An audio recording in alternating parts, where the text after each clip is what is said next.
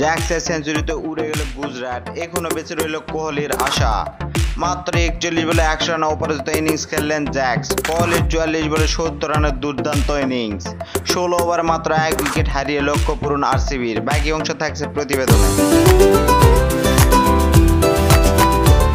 Kohli Jacks গিলের গুজরাটকে হারিয়ে play over আশা বাঁচিয়ে রাখলো আরসিবি। টানা 6 ম্যাচ হারার পর আগের ম্যাচ জয় হয়েছিল রয়্যাল চ্যালেঞ্জ ব্যাঙ্গালোর। রবিবার আহমেদাবাদ নরেন্দ্র মোদী স্টেডিয়ামে সেই জয়ের ধারা অব্যাহত রাখতে মরিয়া ছিল। বর্তমানে আইপিএলে যেন কোনো রানই সুরক্ষিত নয়। 261 রান করে হারতে হয়েছে কলকাতা নাইট রাইডার্সকে। রেকর্ড রান তুলে স্বল্প ব্যবধানে ম্যাচ জিতেছে সানরাইজ হায়দ্রাবাদ।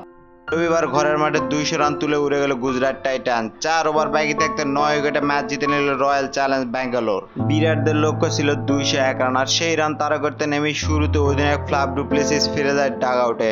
তবুও আরসিবিকে সমস্যায় পড়তে হয়নি বিরাট কোহলি ও উইল জ্যাক্সের দুর্দান্ত ইনিংসে।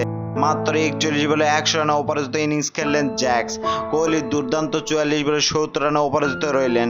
16 ওভারে মাত্র 1 উইকেট হারিয়ে লক্ষ্য পূরণ আরসিবির।